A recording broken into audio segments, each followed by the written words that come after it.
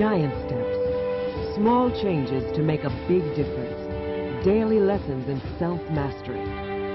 Written and read by Anthony Robbins. Giant Steps is based on his #1 bestseller, Awaken the Giant Within.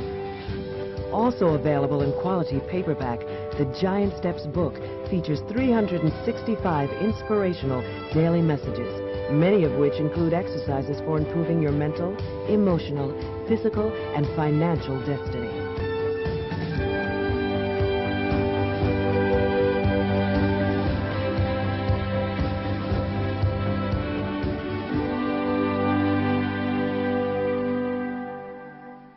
Hi, this is Anthony Robbins. I want to welcome you. I know that whoever you are and whatever success you've already achieved in your life, or whatever challenges you may currently be experiencing, I know that what brought you to this audio program is your desire for results. And as a fellow traveler on this amazing journey we call life, I really want to salute you for your dedication and your commitment, because so many people talk about making their lives better, but they don't do anything about it. But you know what? You're following through. If you're listening to my voice right now, you're a person of action. And I want to both congratulate you and promise you that if you're willing to play full out and continue to act on what you learn in this program, that you'll be rewarded far beyond your expectations, which I'm sure are quite high. Now, Giant Steps is based upon the finest tools, techniques, principles, and strategies that are offered in my #1 bestseller, Awaken the Giant Within. My goal in writing Giant Steps is twofold. First, to inspire you, and second, to funnel that energy into measurable results for getting you to consistently take some kind of action from what you've just learned.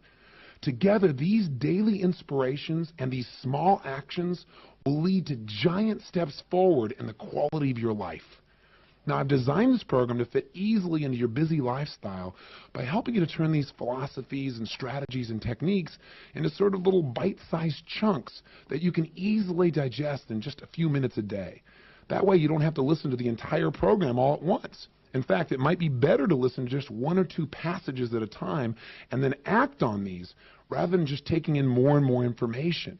In fact, use this program in any way that serves you best.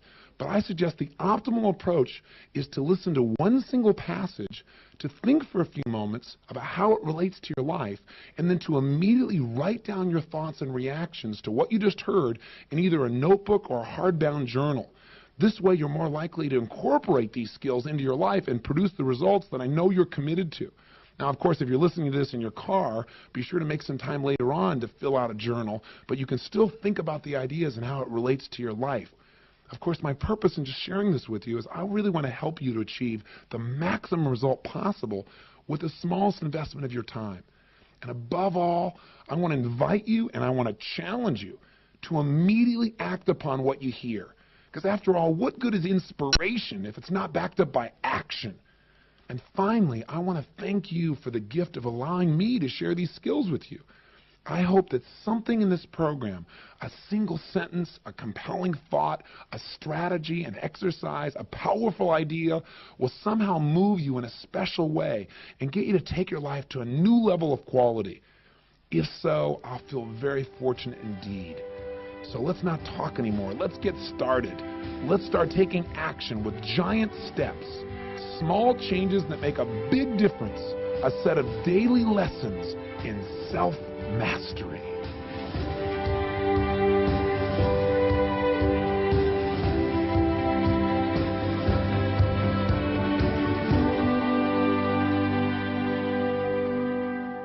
Part 1, Dreams of Destiny.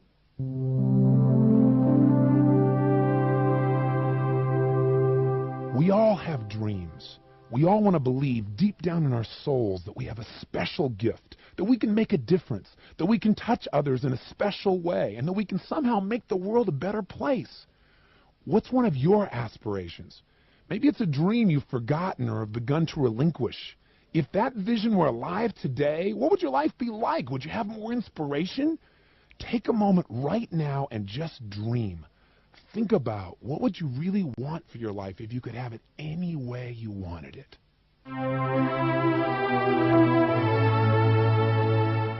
It's not what we do once in a while that counts, but our consistent actions are what make the real difference. And by the way, what is the father of all action? What ultimately determines who we become and where we go in our lives? The answer is our decisions. You see, it's in the moments of decision that our destiny is truly shaped. More than anything else, I believe our decisions, not the conditions of our lives, determine our ultimate destiny. Who would have thought that the conviction of a quiet, unassuming man, a lawyer by trade and a pacifist by principle, would have the power to topple a vast empire? Yet Mahatma Gandhi's decision, his belief in nonviolence as a means of helping India's people to regain control of their country, set in motion an unexpected chain of events. Realize the power of a single decision acted upon immediately and with utter conviction. The secret is to make a public commitment, one so forceful you can't turn back once you've made it. While many thought that was an impossible dream, Gandhi's consistent commitment to his decision made it become an undeniable reality. What could you do? What could you accomplish if you invoked a similar level of passion, conviction, and action to create unstoppable momentum in your life starting today?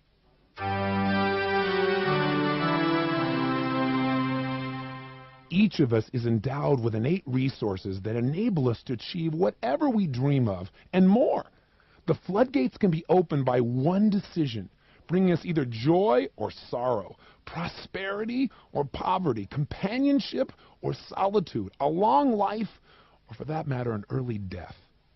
I want to challenge you to make a decision today. Don't just listen to this program.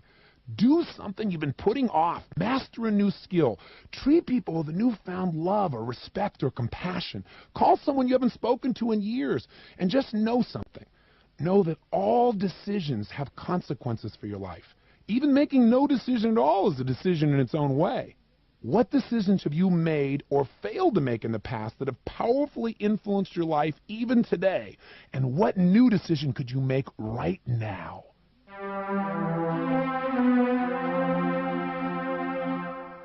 We all have goals, whether we know it or not.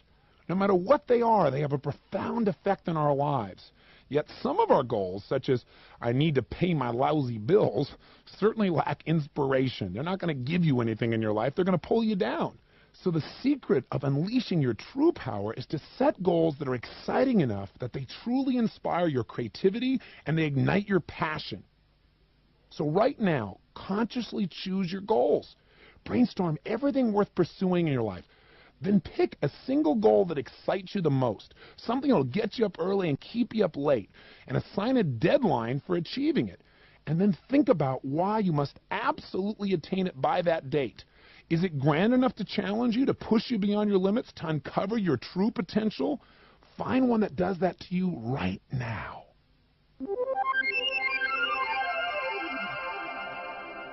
Never leave the sight of a goal without first taking some form of positive action towards its attainment. Right now, take a moment to define the first steps you must take to achieve your goal. In other words, you can't just write down a goal and say, now I'm going to get it. The question is, what are you going to do? What can you do today to move yourself forward? Even the smallest step, a phone call, a commitment, sketching out an initial plan will put you closer to your goal. Then develop a list of simple things you can do every day for the next 10 days. These 10 consecutive days of action will create a chain of habits, and they'll begin to build for you that force we all need to succeed, unstoppable momentum. This is what ensures long-term success. So begin creating that momentum right now. If your first attempt at achieving your goals seems futile, should you move on and do something else? Absolutely not. Persistence overshadows even talent as the most valuable resource in shaping the quality of people's lives. After all, no one ever achieved a goal by being interested in its achievement. One must be committed. Isn't it possible that some of the short-term, quote, failures may actually have provided you with the necessary insights or distinctions to create an even greater success in your future? I can tell you from personal experience that this is true. So look back right now over your past, quote, unsuccessful attempts And ask yourself, what have I learned? How can I use these insights to create great success, not only today, but in my future as well? All people who succeed, consciously or unconsciously, utilize the same formula for success.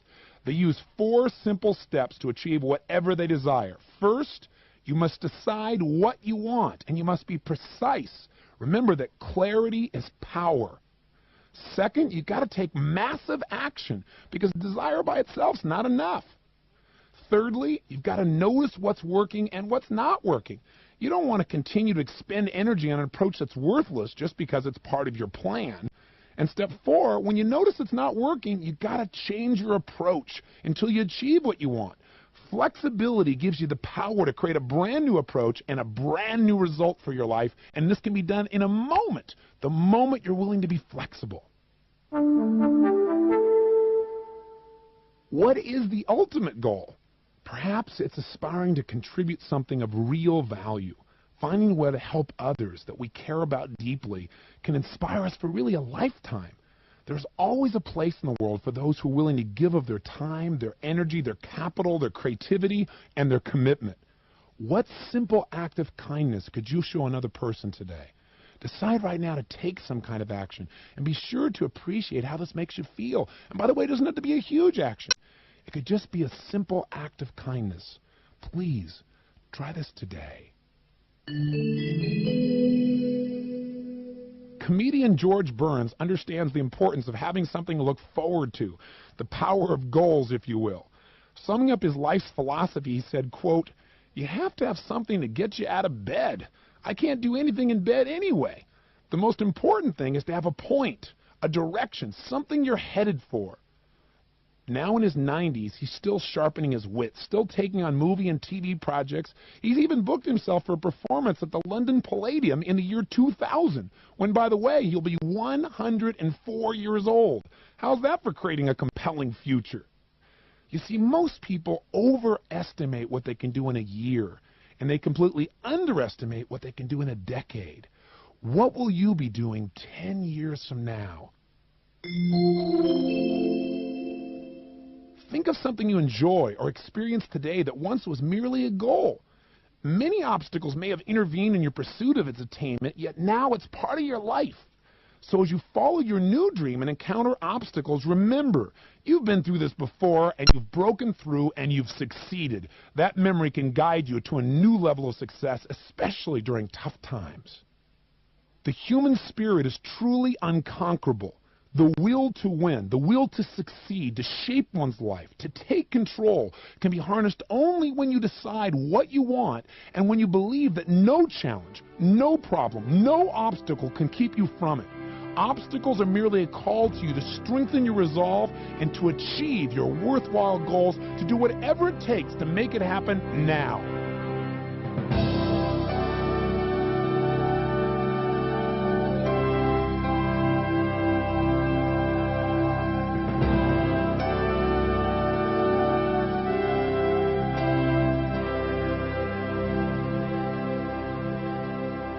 Part 2, how to get what you really want.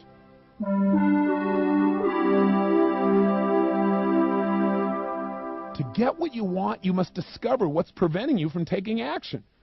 Think of something you avoided doing until the last minute. Let's take your taxes, for example. Isn't it true that you put it off simply to avoid the pain of the moment, only to experience even greater pain later on? But even though you put it off, and very often people do this by saying, you know, I should do this, I should do that, I should follow through. They don't actually change. They just what I call should all over themselves. But what usually happens around April 14th is a change. Suddenly our procrastination disappears because we quickly change what we believe will bring us either pain or pleasure. Suddenly not taking action is much more painful than just doing it. How can you use this understanding to change your life? In the future, instead of asking, how can I avoid doing this painful task, or why do I have to do this, use some leverage on yourself. Ask, if I don't take action now, what will this ultimately cost me? See, pain can be your friend if you really use it effectively. Are we merely animals responding like Pavlov's dog to punishment and reward? Of course not. One of the miracles of being a human is that we can decide what causes us pain and what causes us pleasure.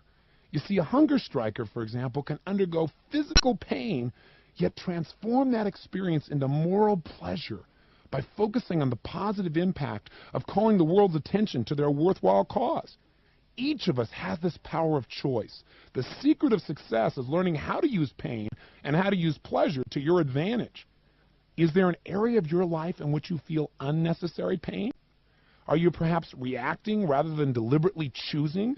How could you change your focus or the way you interpret something and turn a seemingly painful event into a pleasurable opportunity to either learn or grow or help another person?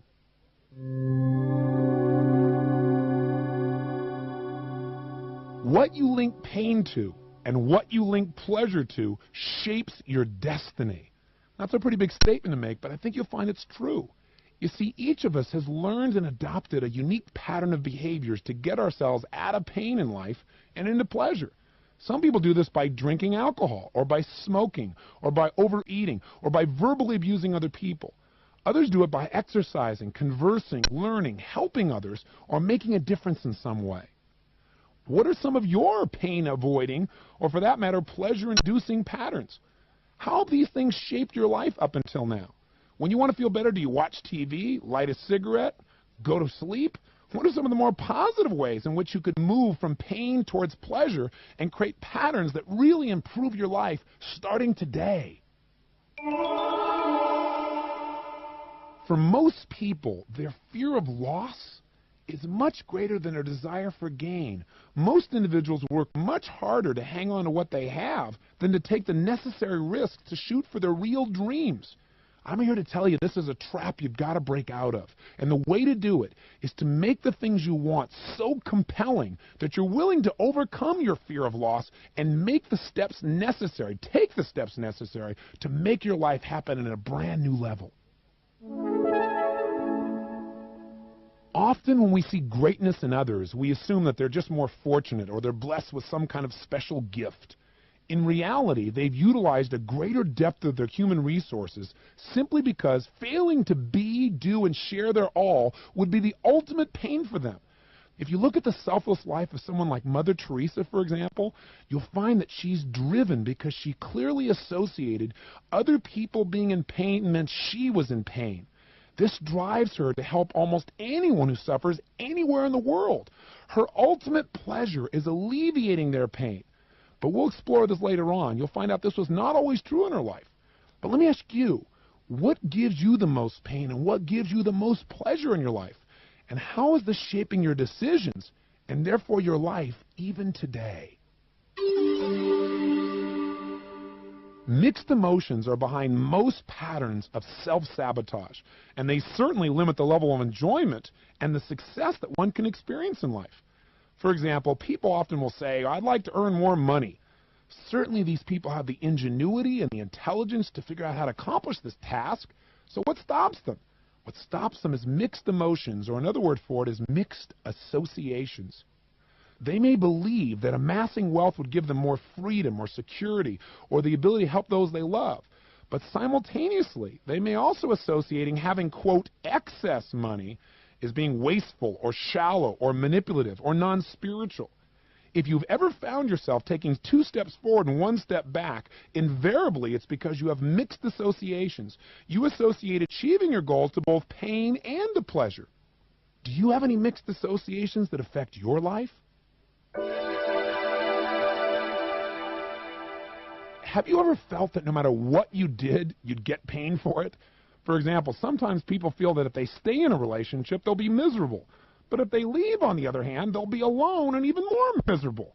As a result, they do nothing except feel miserable.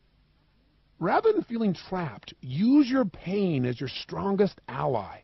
Think about what you've experienced in the past and what you're experiencing in the present, and actually allow yourself to feel the pain with such emotional intensity that it gives you leverage to finally do something about it. I call this reaching emotional threshold. Instead of passively waiting for it, that motivates you to make a decision and take some action and make your life better starting right now, today. One of my definitions of success is to live your life in a way that causes you to consistently feel an immense amount of pleasure and very little pain, but while simultaneously having a lifestyle that positively affects the people around you, that causes the people around you to consistently feel more pleasure and less pain. To do this, we must grow and we must contribute. I have a question for you. Do you know how to make yourself feel good? Seems like a silly question, doesn't it? But most people are not consciously aware of how to do this in a way that's good for their body, their mind, their spirit, and their soul. If you want to feel completely happy, excited, and ecstatic right now, could you? You bet you could. All you have to change is one thing, what you're focusing on. Think for a moment and remember a time when you felt absolutely on top of the world. We've all had moments like that as a child or as an adult. Now picture that moment. Remember it in vivid detail. Listen to the sounds around you. Feel your pulse begin to race. Breathe the way you were breathing back then, right now, and put that same expression on your face. Maybe even move your body like you did then. Do you feel even a hint of that excitement again? Is it possible that you could feel this way anytime you wanted to? The answer is yes. The problem is most people focus on their worst memories. They remember them in detail and feel like hell. Use your mind by controlling what you focus on, and you can have as much joy as you desire. Changing focus is only one way to change your emotional state. An even quicker way, a more powerful way, is to change the way you use your physical body, what we call your physiology. For example, when most people don't like how they feel, what do? They drink alcohol, they go eat, they smoke, they sleep, they use some drug, or they use some positive strategies like dancing or singing or exercising or making love or reading. Every emotion you feel has a specific physiology attached to it. For example, when people are depressed, what's their posture like? Their shoulders are drooping, right? Where's their head? Hanging down. What's their breathing like, full or shallow? You know the answer, it's shallow. Their facial expression, is it up and tight or slack? Of course it's slack. Conversely, when people say they're feeling really happy and up, what happens to their body? You and I both know personally, our shoulders rise, our heads lift, our breathing is full. And here's the secret. You and I can consciously command these changes in our physiology and immediately produce the emotional states we desire. All you have to do is move differently. If I clap my hands like this, if I snap my fingers like this, if I talk more rapidly like this, there's going to be a different energy level than if I start talking like this and moving like this. Physiology is everything. Change the pace of your movement, change the intensity of your movement, and you change your life. Age is more a matter of focus and physiology than it really is chronology. Many people have lived many years but still have a skip in their walk and flexibility in their thought. A simple example of this is found on a rainy day. What does an old person, quote-unquote, do when there's a puddle in front of their path? Well, of course, they walk around it, but they don't just do that. They complain about it the whole time. On the other hand, what does a child do? Or those that are still young at heart? They might jump right in, laugh, splash around, or even have a good time. Listen, I want to remind you of what you already know. You got to take time to enjoy life's puddles. You got to live with a spring in your step, a smile on your face. You got to make cheerfulness and outrageousness and playfulness new priorities for your life. You're alive. You can feel good for no reason at all. You need no excuse to feel good. So do it starting right now. A fantastic analogy for the power of focus is in racing cars. The first time I ever took a lesson on this, it blew my mind. Because inevitably, when your car begins to skid out of control, your natural reflex is to look at the wall in an attempt to avoid it. But if you keep focusing on what you fear, that's exactly where you'll end up. When you become a professional racer, the thing you learn is that we all unconsciously steer in the direction of our focus. So if you're staring at that wall, that's exactly where you're going to go. What you have to be willing to do is have faith. You've got to turn your head and look in the direction you want, the direction of the open track, even though you're still heading towards the wall. But you know what happens in the last moment? The tires catch, and you turn in the direction you want to go. That's only if you maintain your focus on what you want. In life, most people focus on what they don't want instead of what they do. If you'll resist your fear and have some faith and discipline your focus, your actions will naturally take you in the direction you want to go. Release your fears and focus right now on what do you truly desire and what do you truly deserve. To travel the high road from pain and into pleasure, you need to discover numerous positive ways to change your outlook. Consider some of these simple strategies. You could just sing along with your favorite music. That immediately changes the way you feel. Or you could read something that offers information that you can immediately apply to your life. Or you could laugh at a funny movie or a show, or swim several laps in a swimming pool. Or maybe share a meal with your family or with a friend. You could dance, even though you don't think you can, do it anyway. You could soak in a warm tub. You come up with 5 new ideas to make your life better. You could get to know a stranger. You could tell silly jokes to a friend, knowing that they'll probably still like you afterwards anyway. You could listen to a tape by your favorite author. Just kidding. You could write in your journal. You could hug and kiss your spouse. Pick one of these right now and try it. See if it changes your state.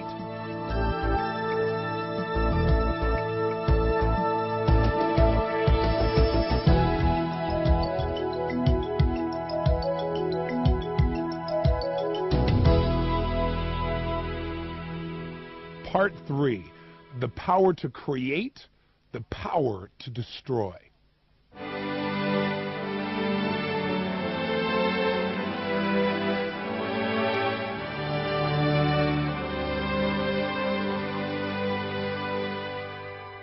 What is the force that determines what we try or fail to try to accomplish in our lives? It's our beliefs. Beliefs about what we're capable of, about what's possible or what's impossible, about who we are as people.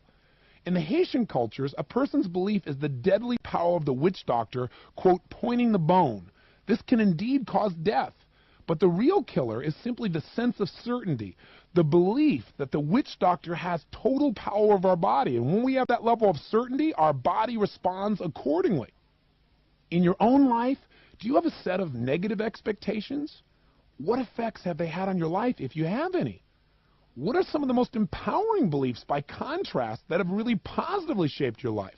What new positive expectations could you set yourself up with right now that could change the way you think, the way you feel, the decisions you make, and what you're willing to try day to day?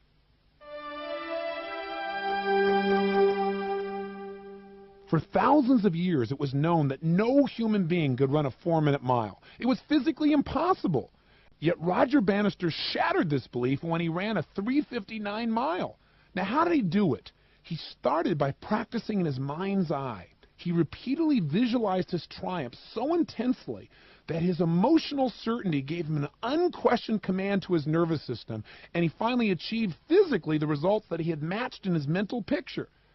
Following in Bannister's stride and believing that they too could do it, within 1 year, several other people duplicated this feat when no one had done it in thousands of years.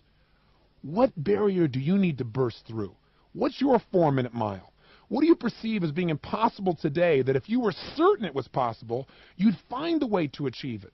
What's a belief that if you changed it, it would change not only your life, but the lives of those around you as well? For most of my life, I've asked myself a question. Why do people do what they do? And the answer is simple. It's all a matter of their beliefs. As crazy as it may sound, if people believe that drilling holes in their heads will cure sickness, they'll do it. And by the way, they have. And they'll do it whether that belief is well-founded or not. If, by contrast, someone believes that their happiness in life depends upon helping others to be happy, then they'll be equally driven to do that. Beliefs make the difference between a lifetime of misery and one of joyous contribution. Beliefs are what separate a Mozart from a Manson, causing some individuals to become heroes while others resign themselves to wondering what they could have been. What beliefs are at work in the actions of those around you? What beliefs are shaping their lives? For that matter, what beliefs do you share with your colleagues or your children or your parents? What's a new belief that if you adopted it today, it would open up a whole new set of possibilities for your life? Beliefs have the power to create and the power to destroy. Because of their amazing influence on our lives, we must understand 3 challenges. Number one, most of us do not consciously decide what we're going to believe. We just kind of pick up our beliefs along the way, and yet they shape how we think, how we feel, and what we do every moment of our lives. Number two, often our beliefs are based on misinterpretations of past events. And number three, once we adopt a belief, we tend to consider it gospel. We look for ways to back it up, to reinforce it, to be even more certain about it. And we forget that it's only one perspective that we've adopted some time ago. Do you have any beliefs that you take for granted to be true? What are some of the contrary beliefs that might also be true? How would your life be different if you really adopted the opposite view?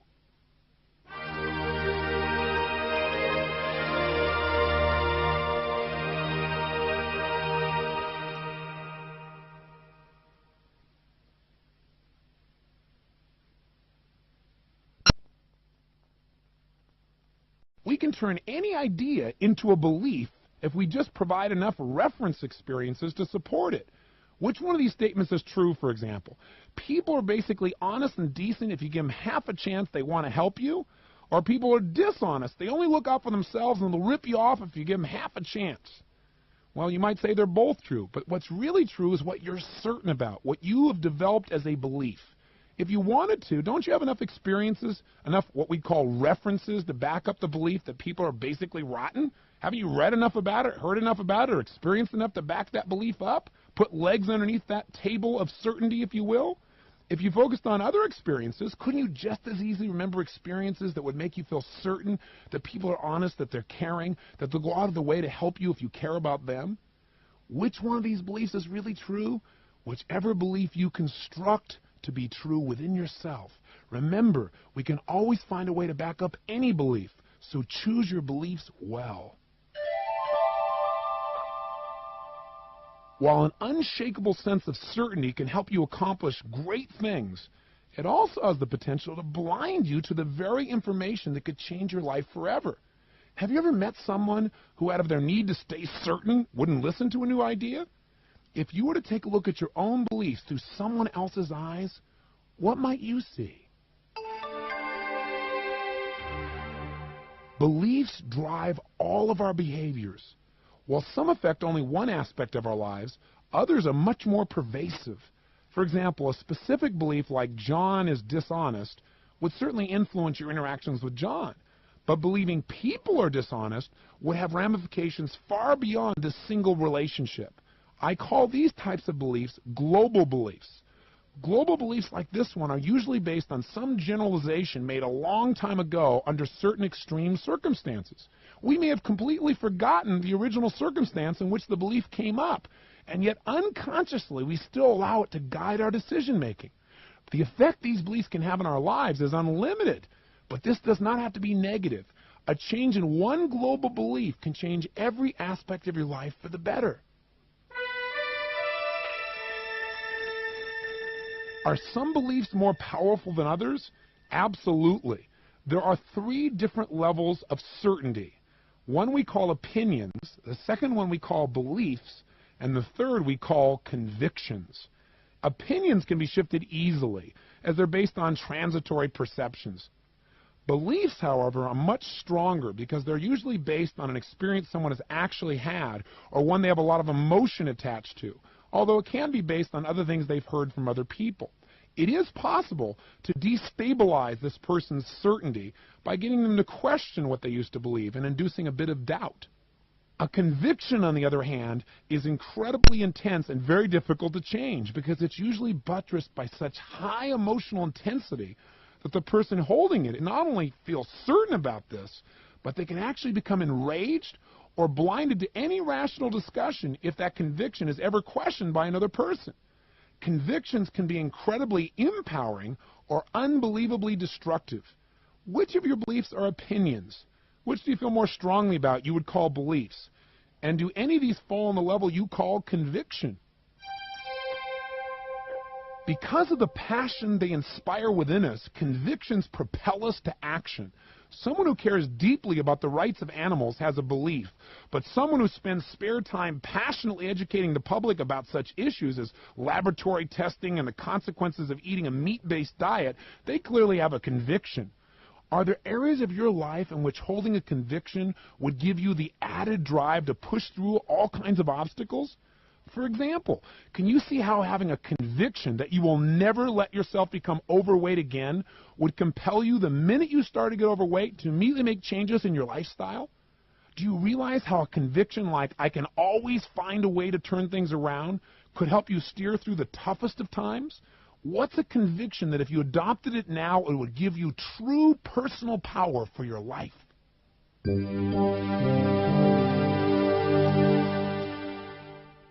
All personal breakthroughs begin with a change in beliefs.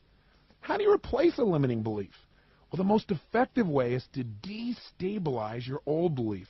In other words, to shake your certainty by inducing doubt, by beginning to question that old belief.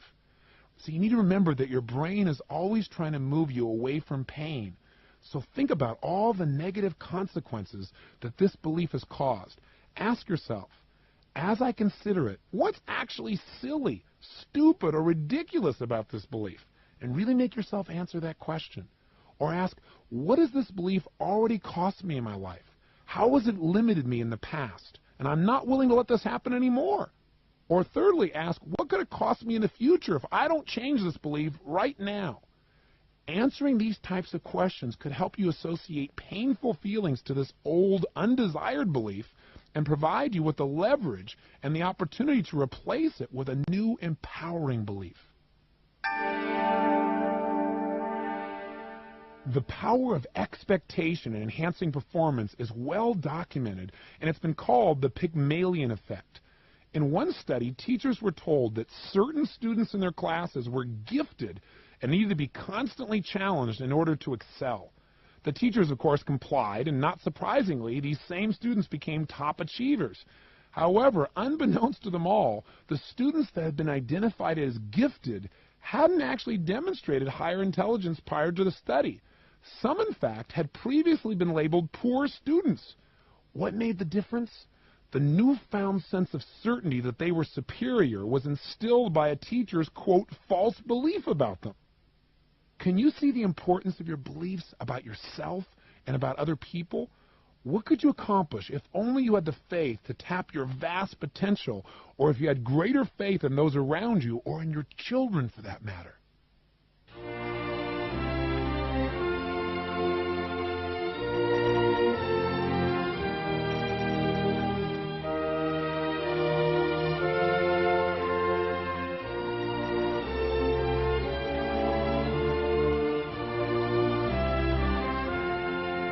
Part 4. Questions are the answer.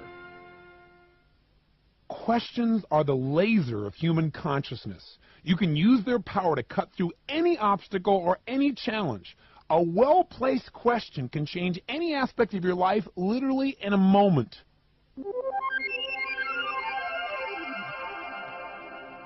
What's the primary difference between people who are successful and those who aren't?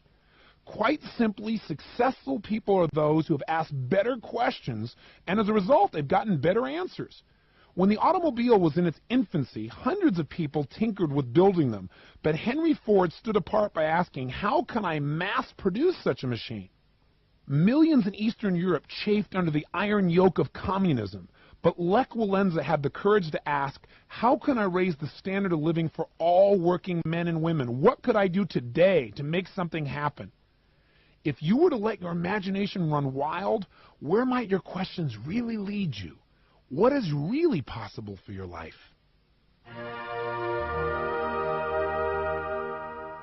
Kids are the all-time champions of questioning. What could you gain by imitating the innocence and the curiosity of children who are completely determined to get an answer once they ask a question? Quality questions create a quality life. Businesses succeed when their decision makers ask the right questions about product lines or markets or strategic planning. Relationships tend to flourish when people ask the right questions about where potential conflicts exist and how to support each other rather than how to tear each other down. Communities benefit when leaders ask the right questions about what's most important and how can citizens work together towards shared goals. For whatever area of your life you want to improve, there are questions you can ask that will provide you with the answers, the solutions that can catapult you and those you love to a higher level of success and enjoyment than you ever dreamed of. Do you need to ask questions about quality, about commitment, about contribution?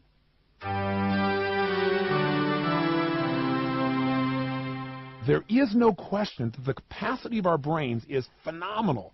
In fact, it would take 2 buildings the size of the World Trade Centers just to house the storage capacity of your brain using today's technology. Yet without an understanding of how to retrieve and use all that's been stored, this potential power is useless. What enables you to get anything you want from your personal data banks, from that incredible brain, is the commanding power of asking effective questions. Often our failure to utilize our experiences is not a memory failure as much as it is a failure to ask the questions that would tap into our true abilities.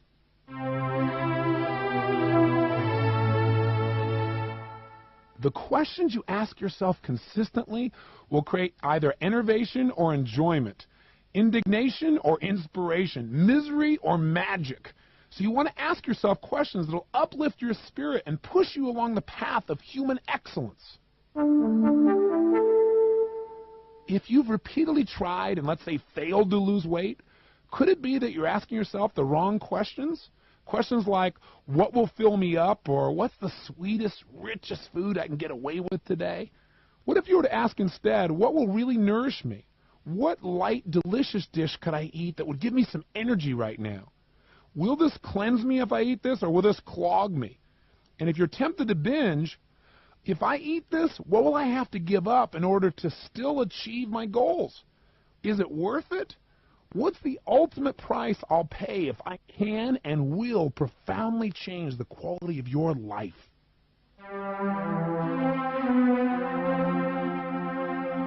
Questions immediately change what we're focusing on and therefore how we feel. Don't you have treasured moments in your life that if you focused on them again, you'd immediately feel wonderful right now? Perhaps it was a day when you moved out on your own, the birth of your first child, or a conversation with a friend that really helped you or touched you, or gave you confidence to really shoot for the stars. Questions such as, what am I grateful for, or what could I be grateful for right now? What's wonderful in my life right now? If we really think about these and really entertain these questions, they can guide us to remembering these moments, allowing us not only to feel good about our lives, but also to contribute more to those around us. There's a big difference between an affirmation and a question. See, you can repeat affirmations like, I'm happy, I'm happy, I'm happy, I'm happy, I'm happy, I'm happy, all day long. But it's not going to produce the same sense of certainty as consistently asking an empowering question like, what am I happy about right now? Or what could I be happy about now if I really wanted to be? And how does that make me feel? Rather than merely pumping yourself up, questions direct your focus and get you to come up with some real and compelling reasons to feel this emotion. Thus, instead of just stating a mere affirmation, you'll experience an actual emotional state change. That's something that's real and that can last. How can you immediately improve your life? By discovering and modeling the habitual questions of people you respect. See, if you find someone who's extremely happy, I can guarantee you there's a reason. And that reason is this person focuses relentlessly on what makes them happy, and they continually ask questions about how to be even happier. People who do well financially ask different questions as they look at an investment than people who produce meager rewards. So a new level of success in any area of your life is as close as a new question, a question you can model from someone who's already experienced that which you desire. Remember, ask and you shall receive.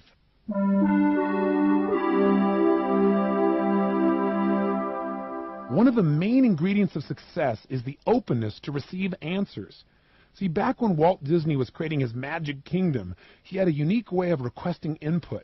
He designated an entire wall to display all the stages of a project, and everyone in the organization was invited to post their answers to the question, how can we improve this? Thus, Disney gained access to the combined resources of a creative army, producing results that were commensurate with that level of quality input. See, you don't have to be at the helm of a leading organization to benefit from this tool. How could you cast your focus in new directions? What people do you interact with daily that could provide you with a wealth of resources if you only asked? The answers we receive depend upon the questions we're willing to ask. See, it's all a matter of discovering the particular question that'll help you access a more resourceful state of mind and emotion. For example, if learning and progress are important to you, then a question such as, how can I use this situation to do even better in the future, will be most effective in breaking any negative emotional pattern because you want to grow so much. With especially difficult upsets, you might have to ask, 10 years from now, will this really even matter? This often will break your pattern. To deal with relationship upsets, ask questions such as, what else could be affecting this person right now, and how could I help them? This is a quick way to resolve your differences and begin to express your compassion. A simple question that can make a huge difference was suggested to me by Leo Buscaglia. Many people know him as the Love Doctor. You see, when Leo was young, his father asked him every night, Leo, what have you learned today? Leo knew he better have an answer, and a good one. In fact, if he hadn't learned anything really interesting in school that day, he'd scurry for the encyclopedia. Decades later, Leo still won't go to bed until he's learned something new and valuable for the day. How could your life or your children's lives be immeasurably enhanced by adding this question or one like it to your daily routine? You see, all day long you're asking questions. Why not ask a better one? In what ways could you make this process as fundamental as eating or sleeping? At some point, you must stop asking questions and start taking action. Questions such as, what is my life really about? What am I most committed to? Why am I here? Are incredibly powerful. But if you agonize over getting the perfect answer to these questions, you're not going to get very far. Often you have to just make a decision to go with a first gut-level response. This response to your question is usually the one you should trust and act upon. So in order to produce results, simply decide what's most important to you, at least in this moment, and use your personal power to follow through and begin transforming the quality of your life by acting upon the answers to these great questions.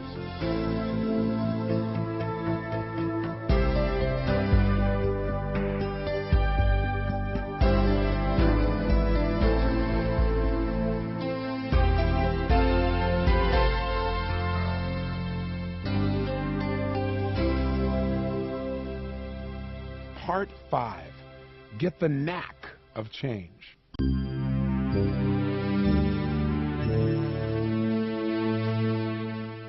I've always prided myself on my ability to produce lasting changes in almost anyone. But I had a rude awakening one day when a man I'd helped years before to quit smoking approached me. He pulled out a cigarette pack from his pocket and said, "You failed." "What do you mean?" I asked him, curious to really know what had actually happened. He said, "Well, after our session, I didn't smoke for 2.5 years. But then one day I got stressed and I lit up. And I've been smoking ever since. It's all your fault. You didn't program me properly," he said. Well, although his communication was less than elegant, this man gave me an incredible gift. He reminded me that we must take personal responsibility for our change, or it's worthless. No one can, quote, program you. You must condition yourself for change.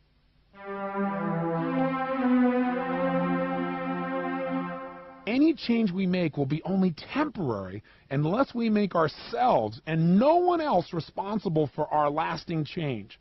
Specifically, we must adopt 3 core beliefs for lasting change. They are, number 1, it must change. Believing that we should change something is not enough. Number 2, I must change it. Others may coach me, but I'm ultimately responsible. And number 3, I can change it. Since I created what I'm currently experiencing, then I can change whatever I'm experiencing. What really makes change happen? Nothing changes until we change the sensations that we link to an experience in our nervous system. For example, as long as cigarettes give you a feeling of pleasure, you're going to be drawn to them. It's only when you associate cigarettes with disgust, ashtray mouth, and death that lasting change tends to occur. Though we'd like to deny it, what usually drives our behavior is gut-level reactions, not intellectual calculation. You see, you may understand that chocolate is unhealthy, yet do you still eat it? Why?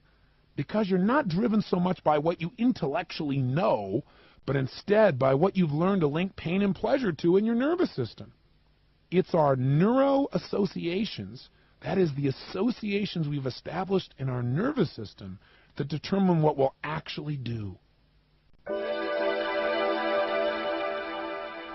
Why don't most attempts at breaking a habit work?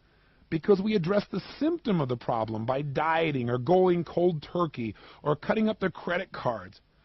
But if we don't eliminate its cause, it's going to resurface. The technology I've developed is called Neuro-Associative Conditioning, or NAC, the knack of change.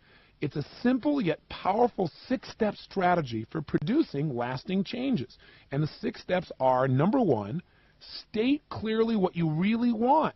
Most people focus on what they don't want, and that's what they actually achieve. Number 2, get leverage on yourself. Make change a must. Step 3, interrupt your old limiting pattern. Break the habit's hold on you. Number 4, create a new empowering alternative to your old pattern. You can't stop a behavior or stop an emotion. You've got to replace it. Number 5, condition it. Reinforce this new pattern until it becomes a positive habit. And finally, 6, test it. Make sure it actually works in the situations where your old habits used to come up. Next, step number 1. Decide what you really want and determine what's preventing you from having it right now. Remember that we get whatever we focus on. So rather than dwelling on what you don't want, clearly articulate what you do want. For example, instead of making your goal to stop smoking, decide what you want to do to be more healthy, vibrant, alive than ever before in your life. The more specific you are, the more power you'll have to rapidly achieve what you want. Once you've decided what you want, identify any obstacles you may face, such as the anticipated pain that might occur as a result of changing. What do you really desire, and what's preventing you from having it now? Next, step number 2, get leverage. Associate massive pain to not changing now and immense pleasure to immediately making this change. Ask yourself, what will this behavior or emotion cost me if I don't change it? What will I miss out in my life if I don't make this shift now? What is the old behavior already costing me mentally, emotionally, physically, financially, and spiritually? How does this negatively affect my career or loved ones? Then vividly imagine and experience the pleasurable effects of making this change now. Ask yourself, when I do change, how will that make me feel about myself? What kind of momentum will I create by making this change? How will my family and friends feel? Will they be proud of me? How happy will I be? Don't I deserve these benefits right now? Next, step number 3, interrupt the limiting pattern. Have you ever seen a fly trapped in a room, desperately seeking an exit? It smacks itself repeatedly against the nearest window over and over again. Have you ever noticed people doing something a lot like this? They may have plenty of motivation, but if they keep doing what doesn't work, they're never going to achieve their goal. It's like the spouse or parent who constantly nags, yet to no avail, or even to contrary results. Interrupt any limiting pattern you find by doing something unexpected immediately. If, for example, you nag, catch yourself mid-sentence, drop to your knees, and flash a smile. And then walk over and hug them, and then tell them how much you love them. What are some fun and playful ways you could interrupt some limiting pattern in your life?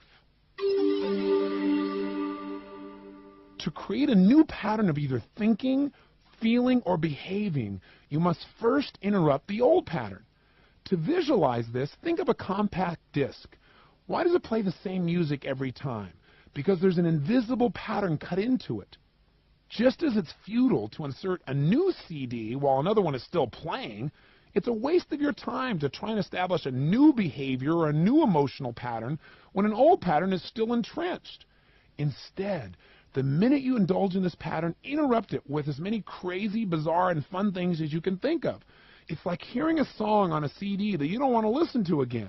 How could you handle this? Break its pattern, eject the disc, and vigorously scratch its surface until you're certain it'll never be able to play the same song again.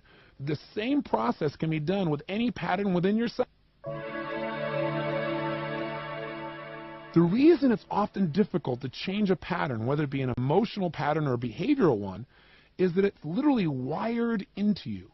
One researcher proved this by moving a monkey's finger back and forth and monitoring the resulting connections between nerve cells in the brain as these movements were occurring. With repeated movement, he noted that the thread of connection strengthened, and after moving the animal's finger hundreds of times, they bound together into an irresistible pathway. Now, quote, wired for this behavior, the monkey continued to flex his fingers of his own accord even after the conditioning stopped. Many of us, through overuse, have literally trained ourselves to fly off the handle, or to worry ourselves sick, or to feel insecure, or to abuse alcohol or food. What positive reflexes could you strengthen through repetition in your body and in your emotions? Next step, number 4, create a new, empowering alternative. A study of reformed drug abusers found there were different relapse rates for different individuals. Those who were forced externally to give up their drug abuse usually resumed it immediately upon being released from jail. Those who were internally motivated to quit managed to abstain for an average of 2 years. Yet those who replaced their addictions with a new alternative, such as focusing on religion or developing a new work skill, generally win a minimum of 8 years or more without backsliding, and the majority of these people never abuse drugs again. Most people's attempts at change are only temporary because they fail to find an alternative way of getting out of pain and into pleasure. Old patterns must be replaced, not just eliminated. So as you look at your own patterns, what's a new alternative that could make you feel good that would be different than what you've done in the past? Next step, number 5, condition the new pattern until it is consistent. Do you remember the monkey, which through consistent use of its finger literally created a neural connection, that's a nerve connection in the brain, that drove it to continually flex the finger in the future? Well, researchers have proved that if they emotionally excited that animal while training it, the neural connections were strengthened and intensified with fewer repetitions. In other words, if you want to establish a new emotional pattern or a new behavior, then while you're imagining it, you want to put yourself in a peak emotional state.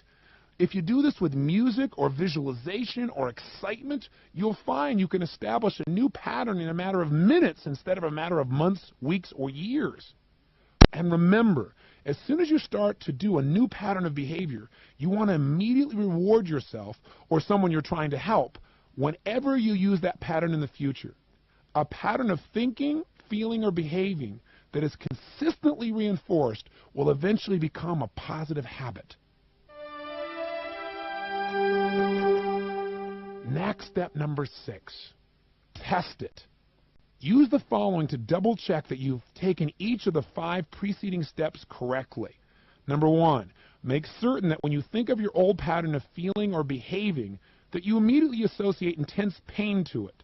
For example, if you smoked before, make sure now you don't like the thought of smoking at all. It doesn't feel good to you. Number 2, be sure that pleasure is fully associated to your new pattern. When you think of your new behavior or the new feeling, do you feel pleasure instead of pain? Number 3, make certain that this new behavior is consistent with how you want to live your life. Is it aligned with your goals, your beliefs, your life's philosophy? Number 4, make sure the benefits of the old pattern have been maintained. For example, if you used to smoke in order to calm yourself or reduce stress, do you have a new alternative way of accomplishing these things that allows you to reduce your stress and feel relaxed immediately? Will the new behavior or feeling still allow you to get the feelings of pleasure that you used to get from the old pattern? And finally, 5, imagine yourself behaving in this new way in the future. In other words, picture something that would have triggered you to indulge in your old behavior, and make certain that you automatically now feel like doing the new behavior instead of the old one. This will show you that the new pattern really works.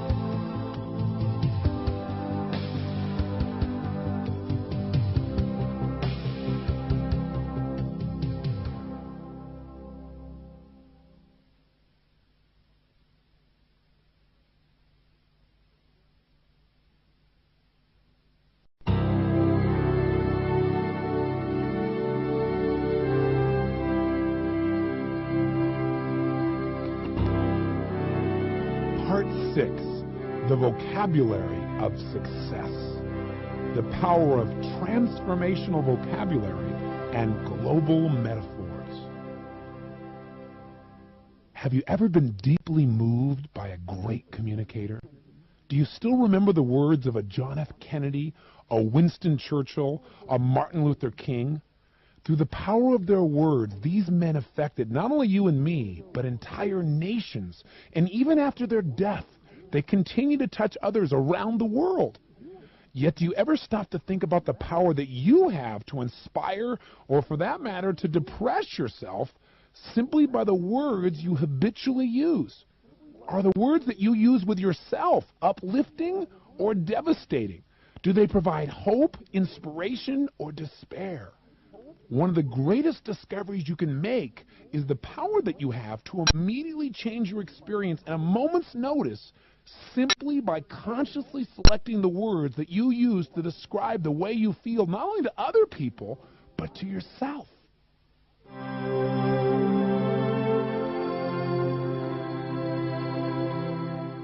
Words have the power to start wars or to create peace, to destroy a relationship or to strengthen it. How we feel about anything is shaped by the meaning that we attach to it. The words that you consciously, or for that matter unconsciously, select in order to describe a situation immediately changes what this situation means to you and thus how you feel about it. If you describe an event to yourself as devastating, will you feel different than if you describe it as a bit disappointing? Is there a difference in emotional intensity between calling something a major problem or a minor challenge? What if you share with me a conviction that you have and I tell you you're mistaken? What if I say you're wrong? Worse, what if I choose the words you're lying? Will this affect our interaction? Words have immense power. Years ago, I made a discovery that has really changed my life forever. And it happened when I was in a business meeting with two of my associates, and we all received some news that was certain to produce negative consequences for each of us. Yet each of us had a different emotional intensity about the news. What's more, I couldn't help but notice that we all had different ways of describing how we felt about it. I was, quote, angry. One associate around me was absolutely enraged, and the third was merely a bit annoyed. I remember thinking what a stupid word that was, annoyed. What a dumb word. I've never felt annoyed. Then I thought, interestingly enough, I never feel this emotion, and I never use this word to describe how I feel. I began to wonder, if you adopted a new set of words, could you transform your emotional patterns? Based on this meeting, I made a 10-day commitment to adopt a stupid, silly word, annoyed, to use it and utilize it in any situation where I would normally say that something makes me really angry or mad. The results were astonishing. Simply by changing the word I'd habitually used to describe my feelings of upset, I immediately lowered the intensity of my negative feelings. Saying to someone, "This really annoys me," really broke my pattern. Soon I adopted other words, such as "you're beginning to peeve me," and you can imagine doing this began to change the way I felt. It made me smile where I used to be upset. I couldn't keep a straight face saying "you're peeving me." So right now, select a word that you habitually use to describe negative feelings you have, and come up with an alternative word that would break your pattern or at least lower your intensity. and then try it for 10 days and see what happens. When you use a different word for an experience than you normally do, you're attaching a new label to it. It's like pushing a different biochemical button in your body. You don't just change intellectually, you change how you feel emotionally. You got to remember that words are triggering devices. If you doubt this, imagine someone calling you a 4-letter word with intensity. Most likely, this will create a physiological, not just mental change in you.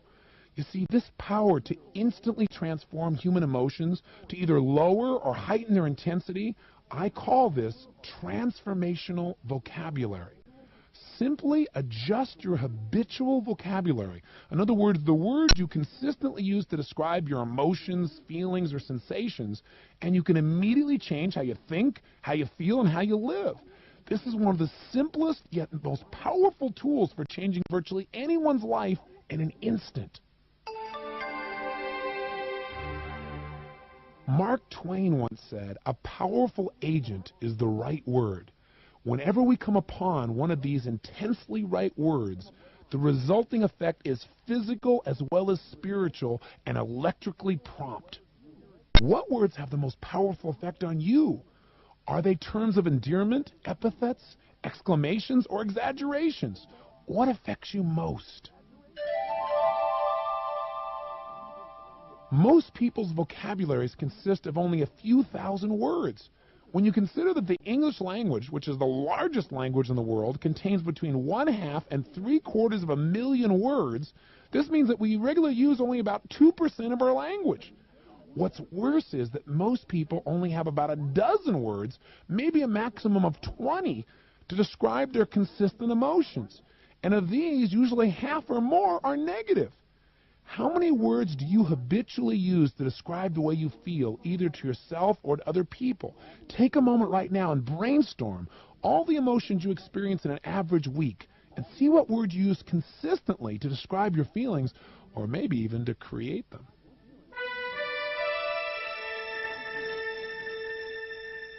Once we put a label on something, we create a corresponding emotion. Nowhere is this truer than with dis-ease in the body. Studies have shown that diagnosis of cancer and heart disease can often produce panic in patients, which then leads to helplessness and depression that can actually impair the effectiveness of the person's immune system.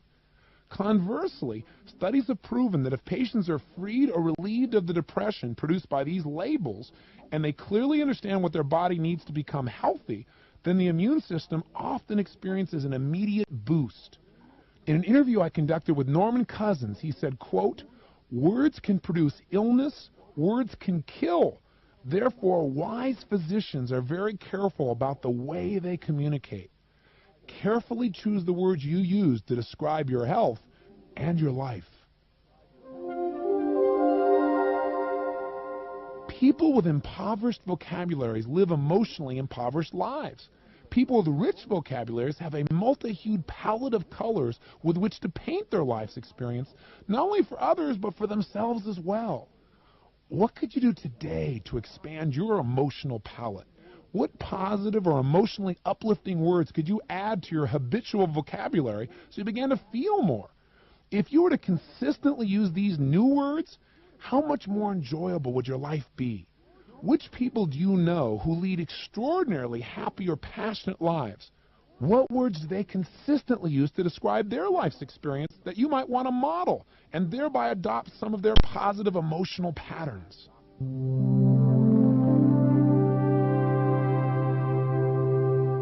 Not only do words have a powerful impact on our emotions, but particular sets of words, those we use as metaphors, have an extraordinarily explosive effect.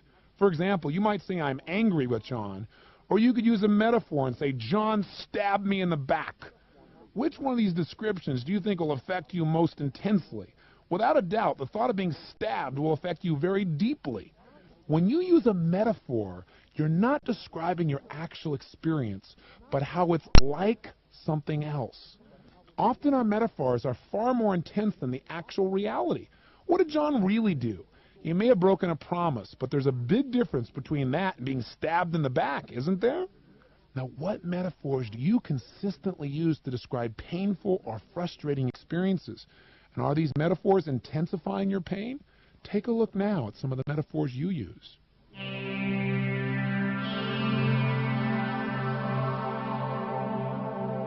Learning is merely the process of creating a relationship between something you already understand and something new. One way to do this is to use a metaphor for comparison. Regardless of spiritual beliefs, most people would agree that Jesus Christ was a remarkable teacher. How did he teach? He used metaphors. When he approached fishermen, he didn't say, "I want you to go out and recruit Christians." He said, "I want you to become fishers of men." Utilizing the metaphor of fishing, something they already understood, and relating it to a new idea, sharing Christianity, he instantly taught them the process. A metaphor can take you from the darkness of misunderstanding to the light of clarity in a moment. Next time you're confused, ask someone, "What's that like? Can you give me a metaphor that would describe how this works?" Which metaphor is the right one for you to use? Probably all metaphors are useful at different times. Sometimes you need life to be a game so that your perspective becomes more playful. Sometimes you need life to be seen as sacred so that you appreciate it and revere the gifts that you've been given, whether they be friends or family or opportunities.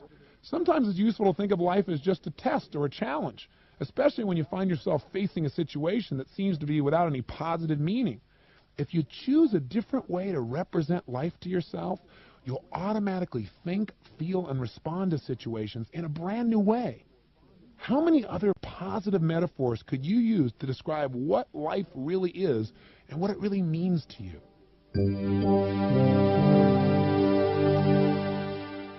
If you feel that something is, quote, holding you back, unquote, or there's a, quote, wall blocking your progress, look at the metaphors you're using. Often you'll find you're using one that stops you from tapping the resources that you really have inside of yourself that could give you the solution. It's hard to deal with a wall or something invisible that's holding you back.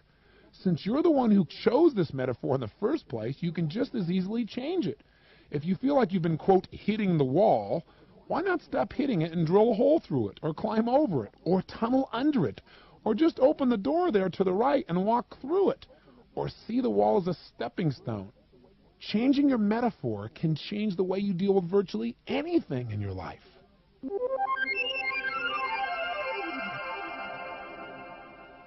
Sometimes a metaphor is the best way to help someone. When my son Joshua was 6 years old, one of his friends died, and he came home in tears. "Honey," I said to him, "I know how you feel, but that's because you're still a caterpillar." This kind of broke his pattern. He looked up at me and stopped crying and said, "What do you mean?"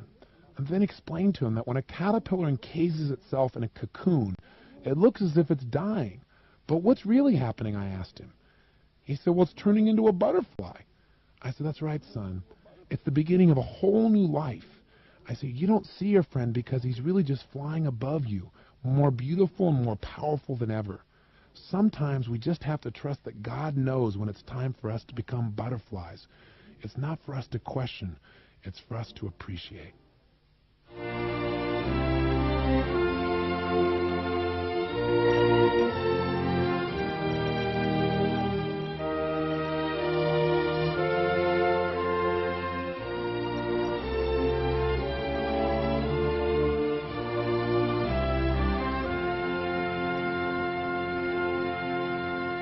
Part 7, how to use your action signals.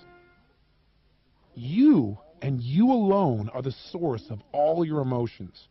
At any moment, you can create or change any of them. So if that's true, why don't we? For most of us, feeling bad seems natural, but we have to have a reason to feel good. You see, I want to tell you something. You don't need an excuse to allow yourself to feel good.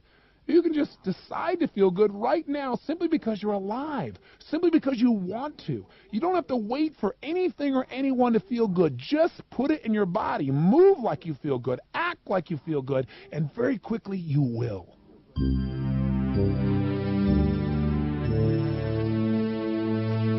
What's the best way to deal with negative emotions? Well, there are several common ineffective responses. You can either ignore your emotions and act like they're not there. Of course, they don't go away. Or secondly, you can try and suppress them, but they just come out in some other way and sometimes more negatively. Or you can indulge in them and just feel sorry for yourself. But that doesn't make anything better, and it actually sometimes makes it worse. Or you can try and compete with other people by saying, you think you got it bad? I'll show you how bad it is. I got it even worse. Of course, the most intelligent thing to do with a negative emotion is transform them by dealing effectively with a situation, by looking for solutions and learning from and using your emotion to enhance your life and all those people you have the privilege to touch. Understand that all emotions serve you. Those you once thought of as negative emotions are merely calls to action. For example, if you feel frustrated, and by the way, we'll repeat this later on, what it means is that you believe that things could be better and they're not. This is a call to action telling you there's something you must do to make things better right now. This negative emotion, quote unquote, is actually a gift if you use it effectively. From now on, when you think of what you used to call a negative emotion, think of it as a call to action, an action signal. If you ever feel pain in any situation in your life, it's the result of either the way you're looking at things, in other words, your perception or what you're focusing on, or it's the result of what you're doing. In other words, your current approach or your current actions aren't working. We might call these your procedures. Now, if you don't like the way you're feeling, change one of these two things. Either change your focus or perception, or simply change what you're doing, your procedures, and you'll find an immediate change in your emotions. You see, you can change the way you're interacting with your spouse because you're in control. You can change the way you're communicating with your boss, or just change your perception that all these people have to always agree with your point of view. Whenever you feel a painful emotion, there are 5 steps you can take very quickly to learn from and use that emotion as an action signal. Number 1, identify what you're really feeling.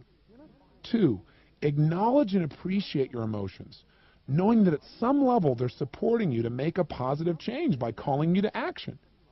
3, get curious. Realize that this emotion is offering you a message to change something. Do you need to change your perceptions or maybe your procedures? 4, get confident you can handle this emotion immediately because you've done it in the past. Remember a time when you successfully handled this emotion and you turned things around? Think about that time and then model what you did and learn from that and use it today and in the future. And finally, step 5, get excited and take action on what you just modeled from your past. In other words, use a strategy that's already worked and enjoy the results.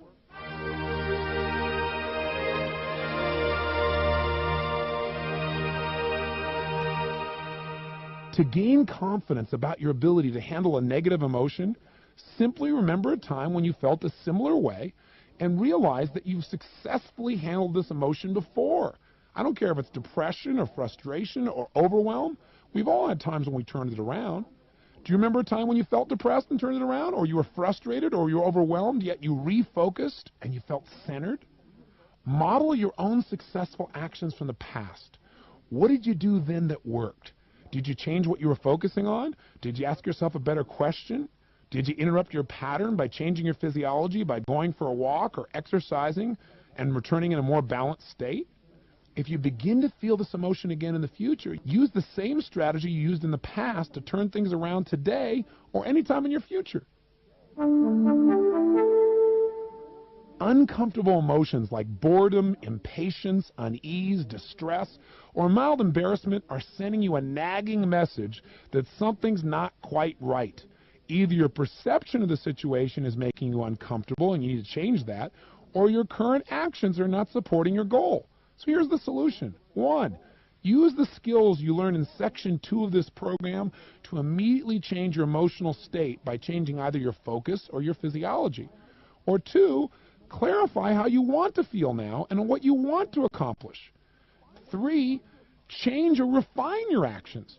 Try a slightly different approach to see if you can immediately change the way you're feeling about a situation or if you can change the results you're producing. Like all emotions, if the emotions of boredom or impatience or distress or mild embarrassment aren't dealt with, they tend to grow into something much more intense.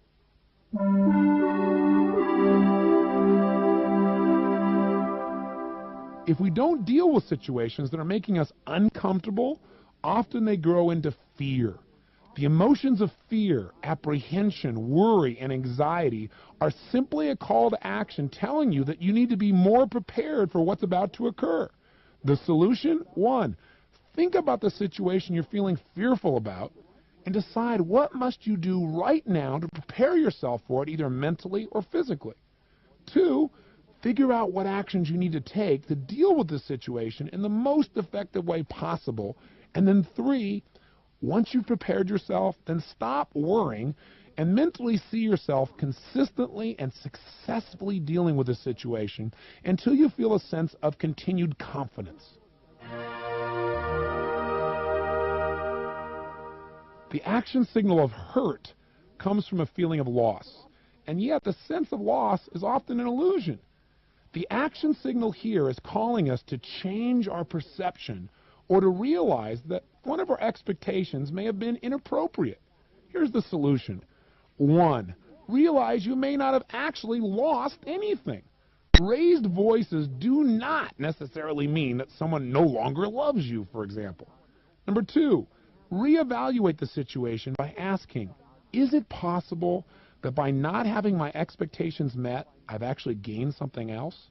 Have I judged the situation too soon or maybe too harshly? 3, as elegantly and appropriately as possible, communicate your feelings to whoever you see as the source. I know you really care about me, but could you clarify for me what really happened here? The action signal of anger, annoyance, resentment, or rage is a powerful emotion. Its source is feelings of hurt that have not been dealt with. This action signal tells us that one of our most important standards or rules has been violated either by ourselves or by someone else. The solution is 1, realize you may have misinterpreted this situation. The person you believe has, quote, broken your rules may not even know they've been broken. They may not even know what your rules are, even though you think you're so clear about them. 2, realize that your rules are not necessarily the, quote, right rules. Sometimes it's pretty hard to do. And then 3, interrupt the anger within yourself by asking yourself a question such as, in the long run, is it true this person really cares about me? Or what can I learn from this? Or will this even matter 20 years from now? How can I communicate the importance of my standards to this person so that we can get along better in the future? The action signal of frustration means that in spite of your current lack of progress, at some level, you believe that something you're doing could be done better, that you could get a better or greater result. This is a call to action telling you to change your approach and you can still achieve what you want. The solution's simple. Be flexible. Realize that your frustration is your friend and begin to brainstorm new ways to still get the result. Number 2, find a role model, someone who's found a way to get what you want and learn from him or her. 3, get fascinated by what you can learn to help you handle this challenge in a way that consumes very little time or energy and actually creates joy for you. The action signal of disappointment is the devastated feeling of being let down based on your belief that something's happened and as a result of it, you're going to miss out on something else forever. This action signal calls you to change your expectations.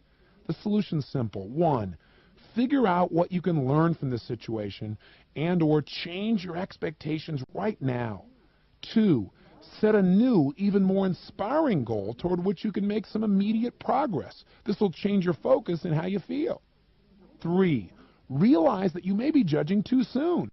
Often the things you're disappointed about are only temporary challenges. 4, have some patience. This is not always easy. Reevaluate what you truly want and begin to develop an even more effective plan for achieving that. And finally, 5, cultivate an attitude of positive expectancy about what will happen in the future, regardless of what's occurred in the past.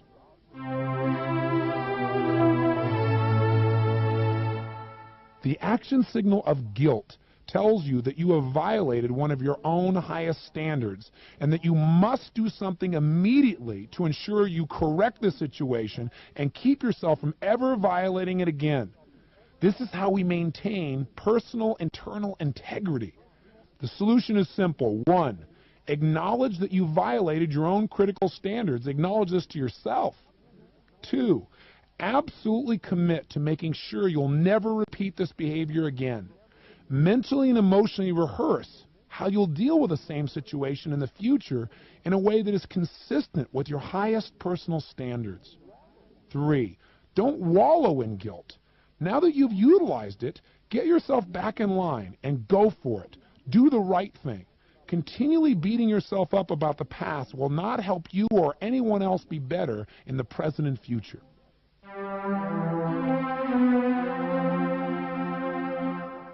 The action signal of inadequacy is telling you that you don't believe you currently have the information or the understanding, strategies, or confidence that you really need for the task at hand. It's a call to gather additional resources. The solutions are: 1, maybe you've applied completely unfair criteria for assessing your performance. Ask yourself, is it possible I really do have the ability to deal with this, and it's only my perception that's making me feel inadequate? 2, if you decide that you really don't have the skills to deal with the situation, then appreciate your feelings of inadequacy as what they truly are, a call to improve yourself. And finally, 3, find a role model who's effective in this area of life and learn some simple things you can do immediately to become more adequate or more effective in this area of your life. The action signals of overload, overwhelm, grief, depression, and helplessness tend to occur when we think of all the things that have happened to us that we cannot control.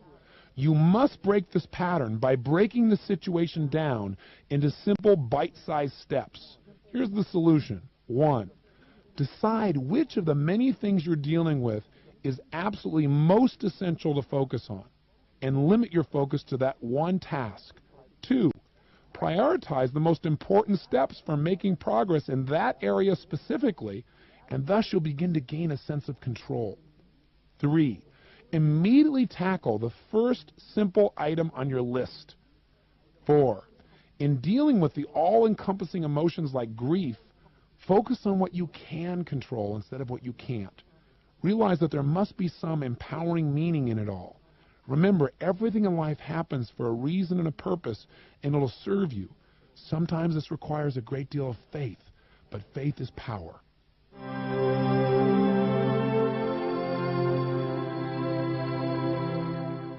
The action signal of loneliness tells you that you need a connection with people, that you really care about them, and that you love to be with them. It's calling you to reach out and connect. The solution is: 1, realize that you can reach out and make a connection immediately. Caring people are everywhere. 2, identify what kind of connection you want with people. Do you want basic friendship? Do you want love? Do you want a sympathetic ear? And then 3, take some immediate action to reach out and connect with someone, and you'll see that this feeling of loneliness will disappear immediately.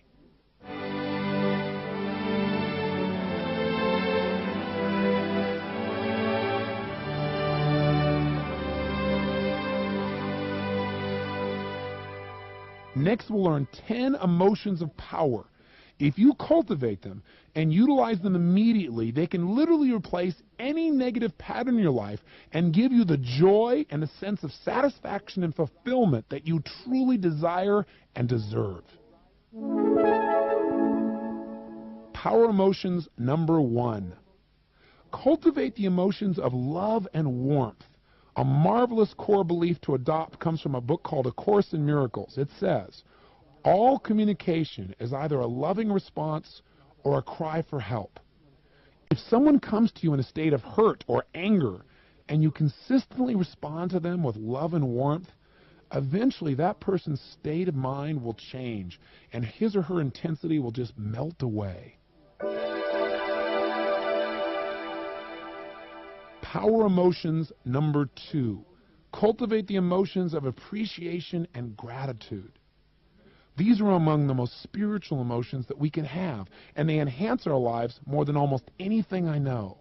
Live with an attitude of gratitude. Power emotion number 3. If you really want to grow in your lifetime, learn to be as inquisitive as a child. Cultivate curiosity. Curious people are never bored, and for them, life becomes an unending study and joy. Power emotions number 4. Cultivate the feelings of excitement and passion. These can turn any challenge into a tremendous opportunity, giving us the unbridled power to move our lives forward at a faster tempo than ever before. Ignite your passion by using your physiology.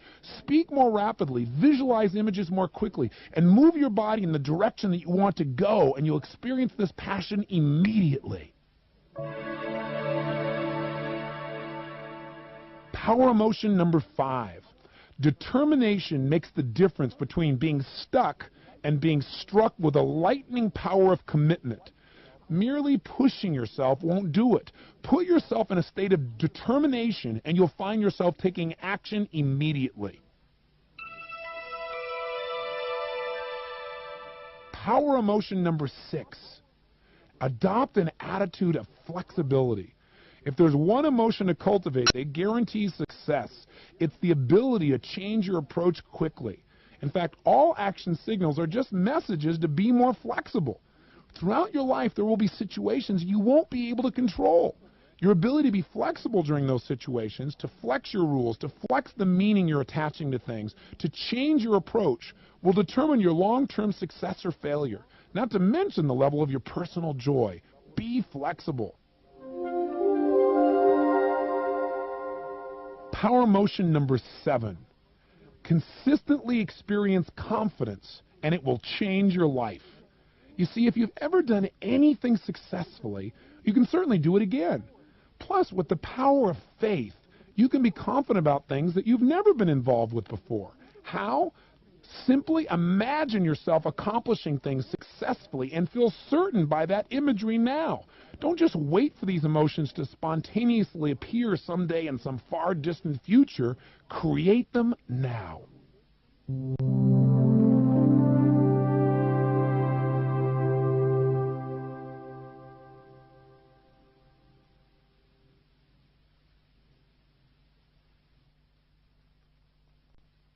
Power emotion number 8. Cheerfulness enhances your self-esteem and makes life more fun, and it causes the people around you to feel happier as well. Being cheerful does not mean that you're Pollyanna or that you look at the world through rose-colored glasses and refuse to acknowledge any challenges. It means you're incredibly intelligent because you know that living in pain will not give you solutions. But if you live your life in a state of pleasure with a sense of positive expectation, a sense of expectation that's so intense that you transmit this positive sense of joy to those people around you, then there's no question you can come up with solutions. You can have the impact that you want on people, and you can meet any challenge that comes your way. Cheerfulness is power. Power emotion number 9. Nurturing your own vitality is critical. If you don't take care of your health, it's more difficult to be able to enjoy your emotions. Contrary to popular belief, sitting still does not preserve energy. The human nervous system needs to move to have energy. As you move, oxygen flows throughout your system, and that physical level of health creates the emotional sense of vitality that you need in order to turn any challenge into an opportunity and in order to enjoy your entire life. Power emotion number 10. The secret to living is giving. There's no richer emotion I know of than the sense of contribution. Ultimately, feeling that who you are as a person and how you lived your life, that what you've said and what you've done has really touched others in a deep and meaningful manner, that's the ultimate gift in life.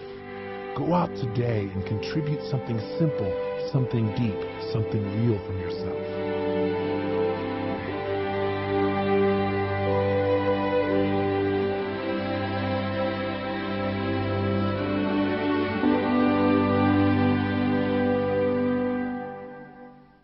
Part 8, take the 10-day mental challenge.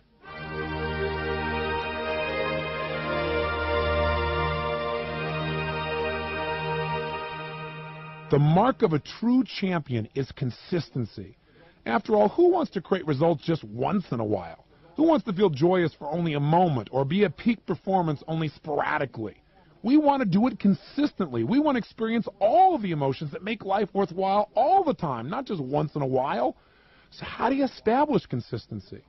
It's all based on your habits. Knowing what to do is not enough. You must do what you know.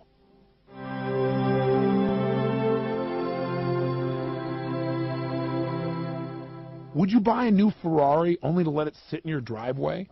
Would you purchase the most up-to-date computer only to pack it away in the closet? I'm sure your answer would be a resounding no. By the same token, would you listen to this program and fail to use the powerful tools it contains? Probably not. That's why throughout this section, I'll offer you a simple plan for interrupting your old patterns of thinking or feeling, or maybe even behaving, and then show you how to immediately put into practice some new empowering strategy that you've already learned. I guarantee that if you'll follow this plan to the letter, you'll be able to make your new emotional patterns absolutely consistent. Every successful person I know has the capacity to remain centered, clear, and powerful in the midst of what I call emotional storms. How do they accomplish this? I've discovered most of these individuals have a fundamental rule. Never spend more than 10% of your time on a problem, and always spend at least 90% of your time on the solution.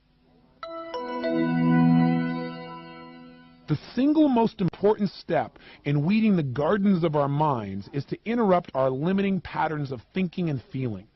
The best way to accomplish this is to take what I call the 10-day mental challenge, thereby taking conscious control over our thoughts. This process is a splendid opportunity to eliminate negative and destructive patterns. Quite simply, here's the challenge. For the next 10 days, beginning immediately, commit to taking full control over all your mental and emotional faculties. Decide right now that you will not allow yourself to indulge in or dwell on any resourceful thought or emotion for 10 consecutive days. It sounds easy. It's a tough task, but it's one that'll change your life. Welcome to 10 days unlike any you've lived before. Here are the rules of the game. 1. For the next 10 consecutive days, I want you to refuse to dwell on any unresourceful thoughts or feelings. Refuse to indulge in any disempowering questions or devitalizing vocabulary or metaphors. 2. When you catch yourself beginning to focus on the negative, use any of the techniques you've learned to immediately redirect your focus. You might ask yourself, what's actually great about this situation? How can I use this emotion to call me to action, for example? 3, set yourself up for success each morning for the next 10 days by asking yourself what I call the morning questions. They simply are these. What am I really happy about in my life right now? Or what could I be happy about if I wanted to be? How does that make me feel? What am I really excited about in my life right now? Or what could I be excited about if I wanted to? What am I really grateful for in my life right now? Or what could I be grateful for if I wanted to feel grateful? How does that feel in my life now? And finally, who do I love and who loves me? And notice how that makes you feel. This will put you in a great mental state and start your mental pattern in the right direction. 4, for the next 10 consecutive days, make certain that your entire focus is on solutions and not on problems. The moment you perceive a possible challenge, immediately focus on a possible solution for that challenge. And finally, 5, if you catch yourself indulging in an unresourceful thought or feeling, don't beat yourself up as long as you change your state immediately. However, if you do continue to dwell on that unresourceful thought or feeling for any measurable length of time, you must wait until the following morning and then start the 10 days all over again, regardless of how many days in a row you've already completed. This will keep you on track and give you the leverage to manage your mind. How can you gain additional leverage to ensure that you stick to the 10-day mental challenge? Announce to your friends and family, maybe even your associates, what you're doing, and enlist their support in helping you to stay on track. Or even better yet, find a partner who wants to take on the 10-day mental challenge along with you. It's also an excellent idea to keep a written journal the whole time you're meeting this mental challenge. By writing down and recording how you successfully deal with these unresourceful thoughts or emotions, you'll literally be creating an invaluable roadmap that you can review in the future whenever you seem to hit a mental or emotional detour.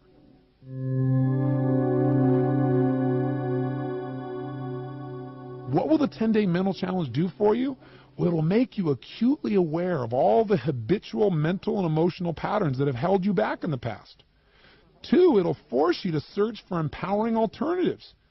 3, it'll give you an incredible jolt of confidence every time you take control of your thoughts and you turn the situation around. 4, most importantly, it'll help you create new habits, new standards, and a new set of expectations that can lead you to a richer experience of your life. And finally, 5, success is processional. It results from a series of small disciplines. Like a freight train picking up speed, this exercise in leaving behind old patterns and fueling yourself with new ones will give you unprecedented momentum. Is this just a 10-day exercise? Not really. You never have to return to your old negative patterns again if you don't want to. This is your opportunity to get addicted to a positive focus for the rest of your life. If, after banishing your toxic mental patterns for 10 days, you wish to return, be my guest. But I don't think you will. I'm willing to bet that once you become aware of the possibilities, going back would seem disgusting to you. Just remember that if you ever get off track, you know how to use a variety of tools to put yourself back on the high road immediately.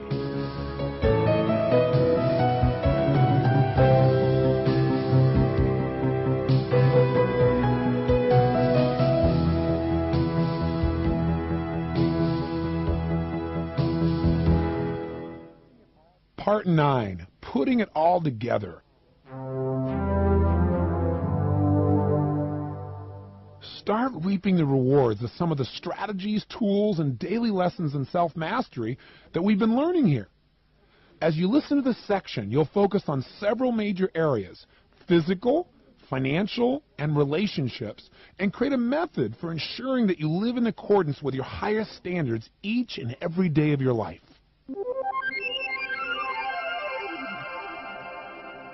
Just as you've learned to condition your nervous system to produce the behaviors that will give you the results you want, your physical destiny depends on how you condition your metabolism and your muscles to produce the levels of energy and fitness you desire. What do you do regularly, consistently, to take care of your body and produce the level of health and energy that you desire and that you deserve? Or what will you do starting today? What causes the human body to function at peak efficiency? The incredible accomplishment of Stu Middleman illustrates the power of some basic principles. Middleman broke the world's long-distance record by running over 1,000 miles in 11 days and 19 hours. He averaged more than 84 miles a day. Can you imagine? Perhaps even more amazing is that according to witnesses, he looked better at the end of his run than at the starting line. He suffered no injuries, not even a blister. What allowed him to stretch his body to its limits and still maximize his potential without injuring it? First, by devoting years of training to his mind and his body, Middleman proved that we can adapt to anything if we make the right demands upon ourselves incrementally. What was the second distinction that enabled Stu Middleman to set a new world long-distance record? Simply that health and fitness are not the same. See, what is fitness? According to Dr. Philip Maffetone, he said it's, quote, the physical ability to perform athletic actions. Health, however, is defined much more broadly as the state where all of the systems of the body are working in an optimal way. Many people think that fitness implies health, but the two don't necessarily go hand in hand. You can achieve fitness at the expense of your health, and you may not live long enough to enjoy your spectacular physique. So how do we maximize our health? The best way is to understand the difference between aerobic and anaerobic exercise, between endurance and power. The word aerobic literally means, quote, with oxygen, and it refers to moderate exercise that is sustained over a period of time. If you activate your endurance with aerobic exercise, you train your body to burn fat as its primary fuel. Anaerobic, on the other hand, means with oxygen, and it refers to exercise that produces short bursts of power. Anaerobic exercise burns glycogen as its primary fuel, and it causes the body literally to store fat. Do you consider yourself to be healthy, fit, or neither one? And how do you exercise, aerobically or anaerobically? Make sure you're exercising consistent with your goals. Here's how to begin to incorporate consistent, pleasurable exercise into your lifestyle. 1. Determine whether your regular exercise is aerobic or anaerobic. Do you wake up feeling tired? Do you feel famished? Do you experience wild mood swings and/or feel aches and pains after working out? Does that same layer of fat cling to you despite your most diligent efforts? If you answered yes to some or all of these questions, chances are that you're exercising in a consistently anaerobic state. 2. Purchase a portable heart rate monitor to help you stay within optimal aerobic training zones. It's one of the best investments you'll ever make. And finally, 3, develop a plan to begin to condition your metabolism to burn fat and produce consistent levels of energy. Stick to this plan for at least 10 days and you'll begin to feel the difference.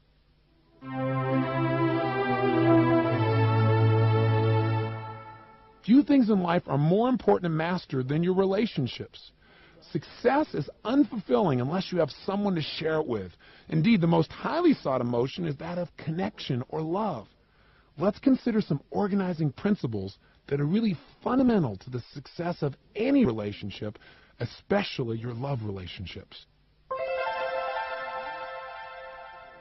The only way a relationship will last is if you see it as a place you go to give, not a place you go to take or get something. In your relationships each day, what's the most valuable thing that you give to your relationship that you feel proud about and you feel good about as a human being? So many times relationships break up without people even knowing what really went wrong. The most important way to ensure success in any relationship is to communicate clearly up front. Make sure your partner knows what your rules are for the relationship, what's most important to you, what your expectations are, and vice versa, and then there won't be the surprises that create so much pain. Also, use transformational vocabulary to keep upsets from being blown out of proportion. For example, instead of saying, "I can't stand it when you do that," you might say, "I'd really prefer it if you would do something else other than that. That sometimes feels frustrating to me."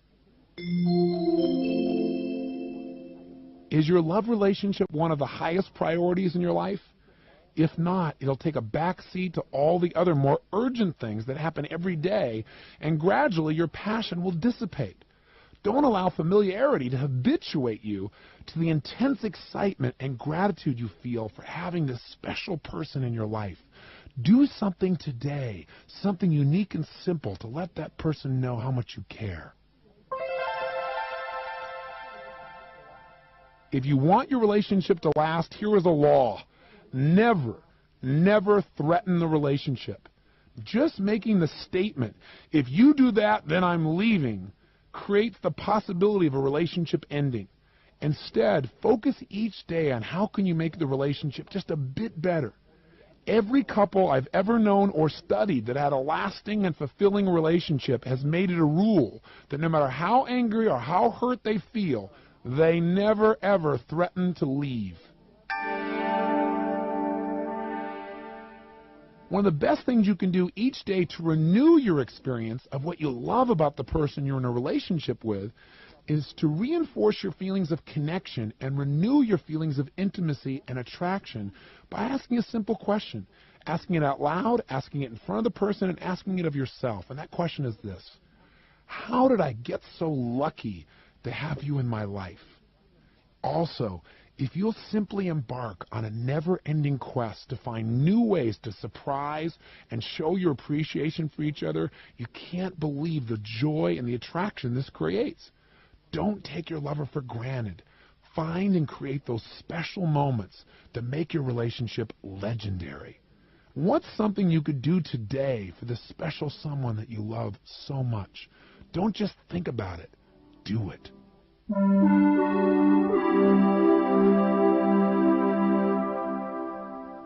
Many people make the mistake of thinking that all the problems in their lives would disappear if they just had enough money.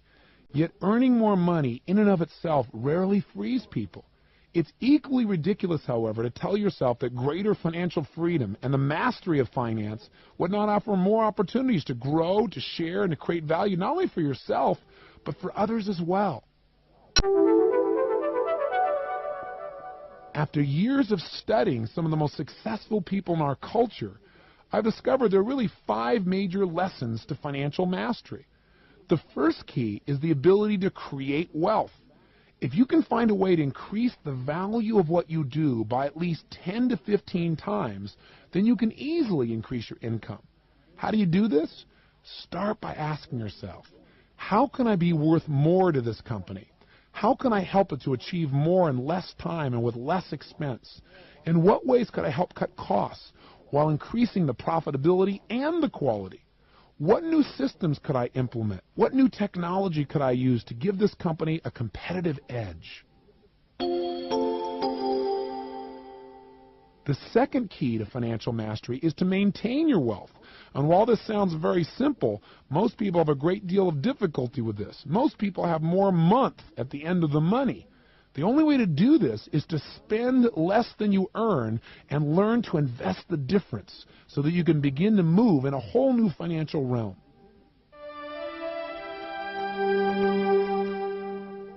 Saving money is a worthwhile goal, but by itself it won't bring you economic abundance. The third key to mastering your finances is to increase your wealth, to grow it. To accomplish this, you must spend less than you earn, invest the difference, and then here's the secret. Reinvest your returns for compounded growth. Compounding puts your money to work for you by increasing exponentially. The pace at which you can achieve financial independence is in direct proportion to your willingness to reinvest, that is, not spend the profits of your past investments. No one wants to be a target, and very often people subconsciously sabotage themselves from doing well financially because they don't want to deal with the negativity associated to it. The fourth key to financial mastery is to protect your wealth. In today's litigious atmosphere, many people who are wealthy actually feel more insecure than when they had fewer assets, simply because they know that they now could be sued at any moment because they're a nice target, sometimes for completely frivolous reasons. The good news is there are legal avenues for protecting your assets as long as you're currently not involved in a lawsuit. Do you need to consider asset protection? If you aren't yet concerned with this issue, now is the time to start consulting the experts and modeling the masters, just as you would in any other important area of your life. And again, this is something we teach at our Mastery University, but you can pursue this with your own attorneys as well. Don't wait too long to start taking pleasure in economic abundance. The fifth key to financial mastery is to enjoy your wealth. Most people wait until they've accumulated a certain amount of money to start enjoying themselves. But unless you link pleasure to creating added value and earning money, you'll never keep it long term. So reward yourself occasionally with the jackpot of some surprise bonus. Also, consider the power of tithing. By giving away a portion of what you earn, you literally teach yourself that there is more than enough. True wealth is an emotion anyway. It's a feeling of absolute abundance. And in reality, money has no value unless we share its positive impact with the people we care about. And as we discover ways to contribute in proportion to our incomes, we tap into one of life's greatest joys.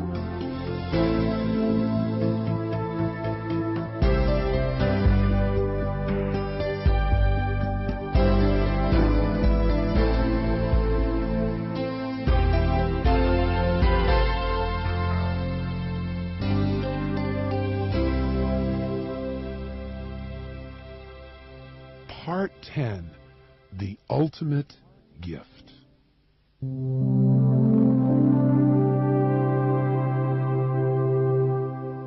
For more than a decade, I've had the unique honor of working with people from virtually all walks of life, from the privileged to the impoverished. One thing stands clear.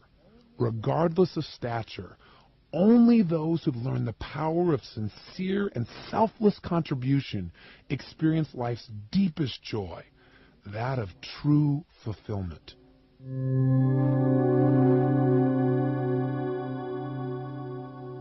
We've all had close encounters with a feeling of selfless contribution, maybe providing a friend with a helping hand, showing a child how to master a problem, assisting a coworker with a difficult project, helping an elderly person down a treacherous flight of stairs. These experiences give us a moment of exaltation in which we catch a glimmer of our essential selves, and it moves us to be truly inspired by those who consistently give of themselves. This section really is my invitation to you to become an even greater and more consistent giver, to join a spirited team who is committed to sharing the gift of possibility with those who seek to improve the quality of their lives. How does a person really make a difference? Well, the history of the world is simply a chronicle of the deeds of the small number of ordinary people who had extraordinary levels of commitment. These individuals who had a positive influence and the power to make a meaningful difference in the quality of our lives are the men and women we all call heroes. I believe that you and I, everyone we'll ever meet, have the innate capacity to be heroic, to take daring, courageous, and noble steps to make life better for others, even when in the short term it seems to be at our own expense. The capability to do the right thing, to dare to take a stand, to make a difference is within you right now. The question is, when the moment arrives, will you remember you're a hero and selflessly respond in support of these people's needs, or will you back off? I believe that if you apply what we've talked about in this tape, there is no question what you'll do. You'll stand tall.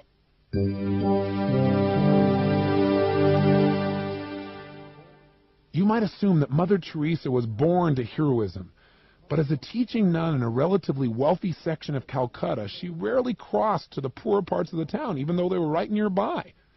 One evening, however, she heard the cries of a dying woman. Mother Teresa rushed to her aid and spent the rest of the night unsuccessfully seeking to aid her at various hospitals. When the woman finally died in her arms, Mother Teresa's life was transformed forever. She had what I call a defining moment, perhaps the divine moment. She vowed that night that as long as she lived, no one within the reach of her influence would ever die again without dignity and love. Is there a specific time in your life that you can point to as your defining moment? Take a moment to think about this and cultivate the emotion of that moment to strengthen your passion and commitment to giving.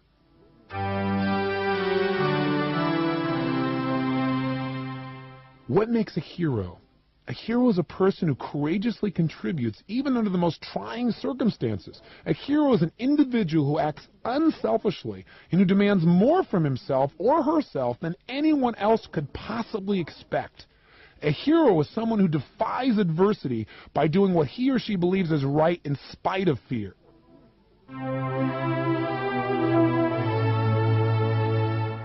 It's important to remember that our everyday decisions will shape the world we pass on to future generations.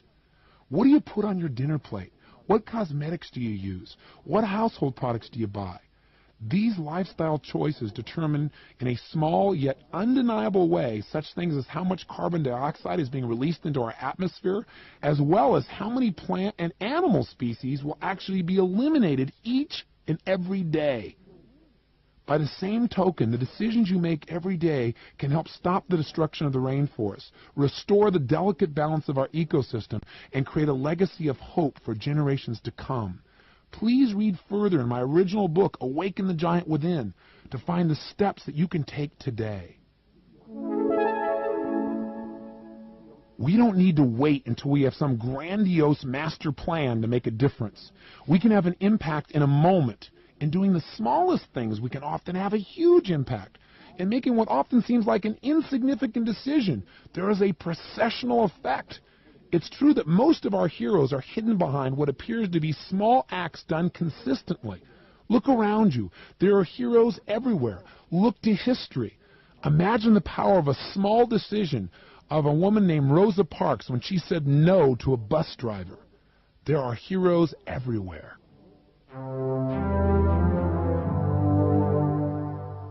Why are so many people afraid to make even the smallest effort to help others? One of the most common reasons is that they are just embarrassed. They're afraid of being rejected or appearing foolish. But you know what? If you want to play the game of life and win, you've got to play full out. You've got to be willing to feel stupid sometimes. You've got to be willing to try things that might not work. Otherwise, how can you innovate? How can you grow? How can you discover who you really are? Go do something you think is stupid or feels weird, but you think it contribute. Do it today.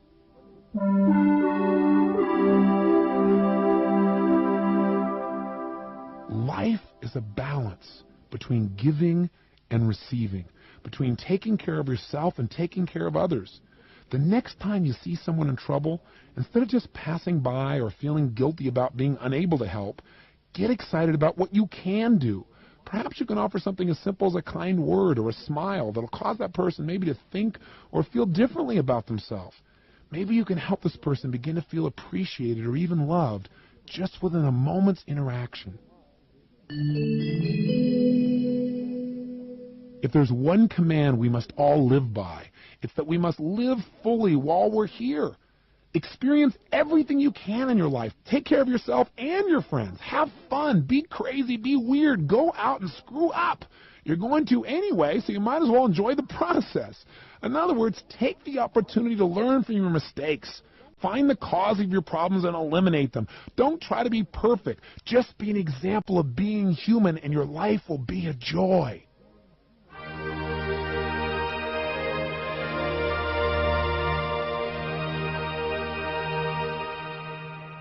What can change your life?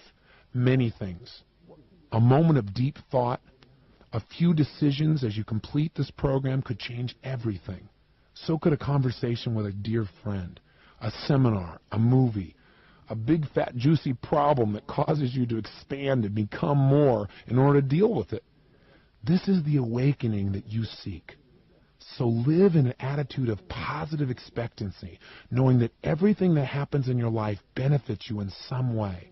Know that you are guided along the path of never-ending growth and learning, and with it, the path of everlasting love.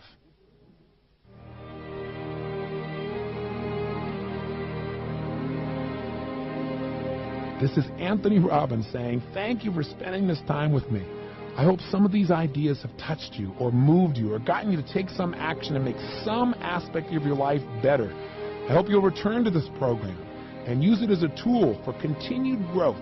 And I hope that someday I'll have the privilege of meeting you, maybe hearing your story of success. Until then, remember to expect miracles because you are one. And be a bearer of the light. Be a force for good. Share your gifts, share your passion, and may God bless you.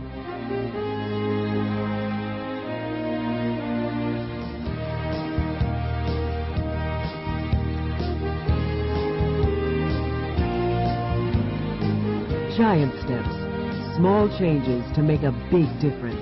Daily lessons in self-mastery was written and read by Anthony Robbins.